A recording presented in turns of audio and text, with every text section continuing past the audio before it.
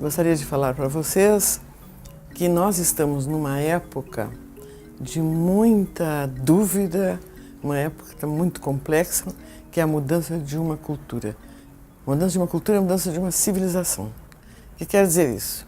Nós passamos da cultura industrial para a cultura digital. O que é cultura digital? O outro dia eu estava escutando Pierre Levy, num filmezinho do YouTube, e ele diz assim, le numérique, la culture numérique. Por que ele chamava numérico em francês? Porque o digital vem de dedos e os números são contados. Então, dígito é dedo em latim. Então, digital é porque nós falamos uma linguagem 0 e 1 com o computador. Isso tudo está dependendo da tecnologia, que a tecnologia desenvolveu e está desenvolvendo com uma rapidez incrível. Então, nessa cultura, quem é o professor?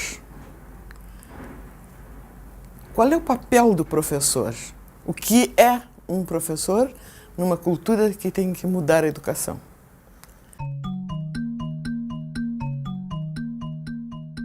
É talvez um dos grandes desafios para a gente que vem de áreas que são áreas especializadas, é conseguir afinar e estreitar, né, os valores com outras pessoas, né? E, de novo, é Piaget que diz isso, na medida em que a gente consegue se aproximar e ter valores similares, a gente consegue trabalhar em equipe. A maior dificuldade é a interdisciplinaridade, maior ainda a transdisciplinaridade. Só que, até o século passado, o paradigma era assim, era tanto conhecimento que a pessoa tinha que se especializar. Então, nós temos os professores, nas diferentes formações da licenciatura, sempre especializando.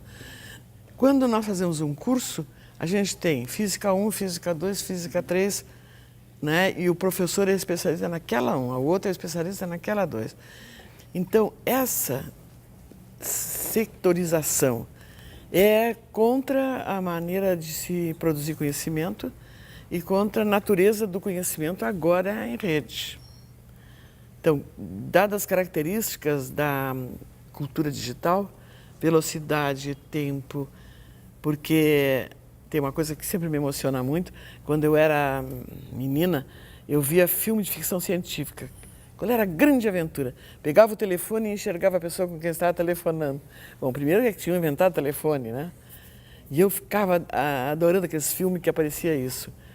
E, inclusive, agora a gente tem comunicação se enxergando, ouvindo a voz. A conectividade. É a conectividade e a portabilidade de tudo isso, né?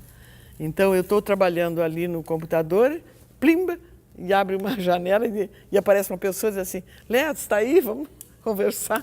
O que eu acho que o mais importante para nós foi conhecer a epistemologia genética. Foi conhecer não só, replicar, estudar e continuar fazendo experiências com epistemologia genética.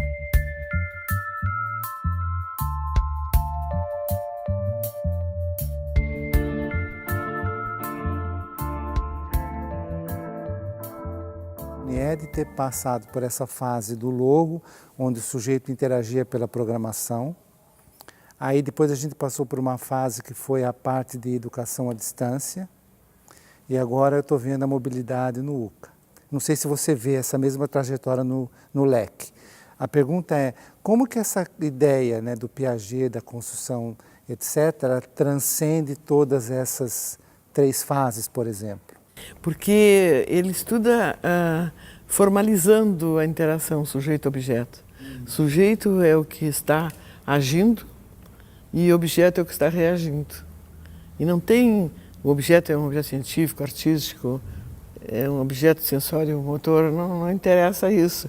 Não é a qualidade do objeto que interessa. Interessa é a atividade de interagir para assimilar a resposta do objeto e acomodar o significado que tinha e fazer uma adaptação. Então, aprender a adaptar-se, que é sistema de significações. Piaget fala muitas vezes isso, mas não explica quando era o nascimento da inteligência, desde o princípio.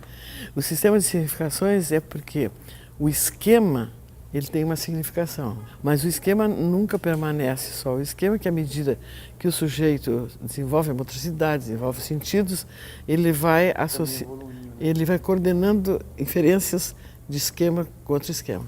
Então, por exemplo, para o bebê recém-nascido, o espaço é heterogêneo, porque um é o espaço da visão, o outro é o espaço da audição, o outro é o espaço que ele segura.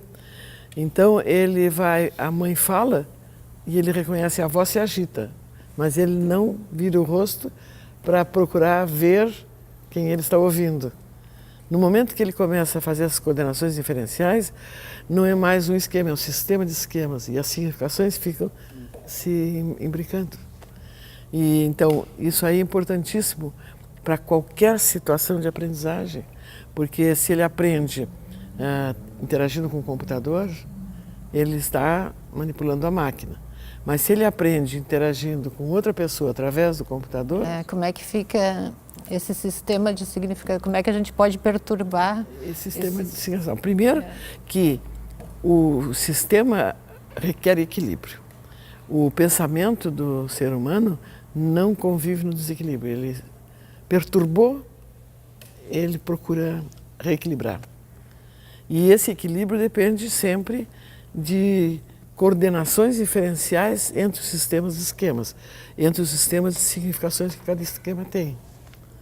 E essas coordenações são coordenações tanto espaço, tempo, mas também de sentido. Só que quando a gente está trabalhando no texto ou conversando, tu não tens isso muito nítido. Agora, se tu está no computador, ou seja, produzindo, ou seja, consultando, aquilo fica mais claro. E o professor, então, pode ser o desafiador, o desequilibrador.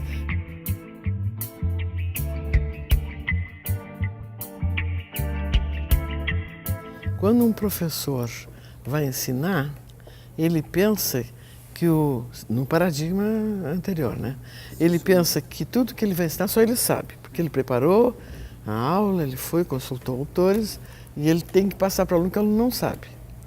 Aí ele passa aquilo e faz perguntas para quê? Para ver se o aluno entendeu e para ver se o aluno reteve. Então, para ver se ficou na memória do aluno aquela resposta. A professora deu um computador para cada aluno e escreveu no quadro uma matéria, um enunciado, e depois fez perguntas. E mandou que os alunos copiassem as perguntas no laptop. E depois entrasse no Google e procurasse as respostas das perguntas no Google. Primeiro que não tem nenhum envolvimento com o aluno. Que não é a pergunta dele. Não é a pergunta dele, ele não está desequilibrado com aquilo. Ele não... Para que ele vai fazer aquilo, né? Agora, como tem que responder a pergunta da professora, ela mandou no Google, ele pega registra qualquer resposta do Google e põe lá. Mas o aluno já tem algum sistema de significações sobre aquilo? Aquilo está desafiando o aluno a pensar? Só porque o professor mandou. A riqueza do ambiente digital, né, é que não é uma tela plana limitada. Porque a gente olha para a tela e é uma tela plana. Não, ele está com propriedades n-dimensionais e com contatos de velocidade, de superposições de informações. Ele tem uma variabilidade, uma riqueza de características. Quando eles fazem perguntas, não precisa toda a turma fazer as mesmas perguntas, nem sobre o mesmo assunto, nem sobre a mesma disciplina. Podem fazer pequenos grupos e cada grupo fazer perguntas. E depois eles têm a facilidade, no ambiente digital, de comparar as perguntas.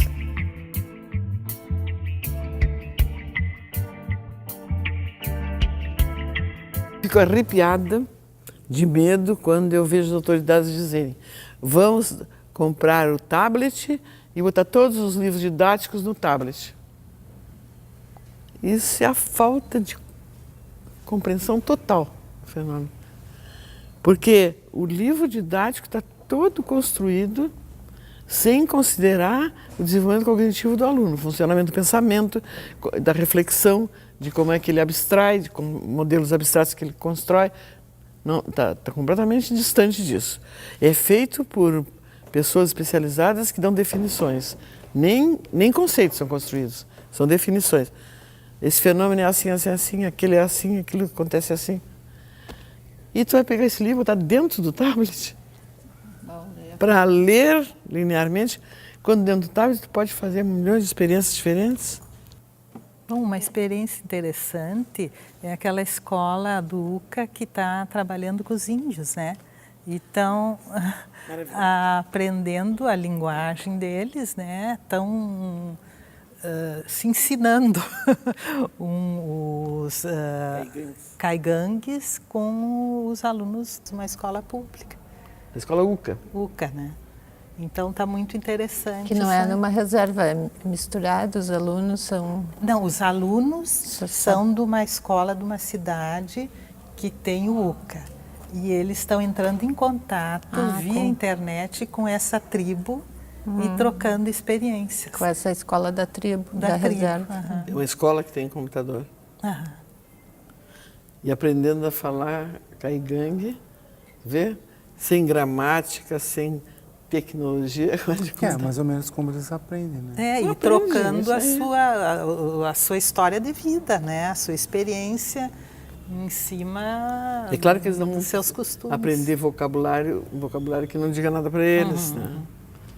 Há uma ansiedade muito grande que o PISA, o Brasil está classificado lá nos últimos lugares, que no Brasil está distante também na avaliação que se faz internacional do desenvolvimento das crianças da Coreia, das crianças da Finlândia. Mas o que acontece? A gente tem que primeiro refletir. Né? Essa avaliação ainda é tradicional. É lápis e papel. É lápis e papel, é a resposta certa e errada, só uma resposta certa para cada problema, porque no ambiente digital, a gente, para cada problema, tem múltiplas respostas.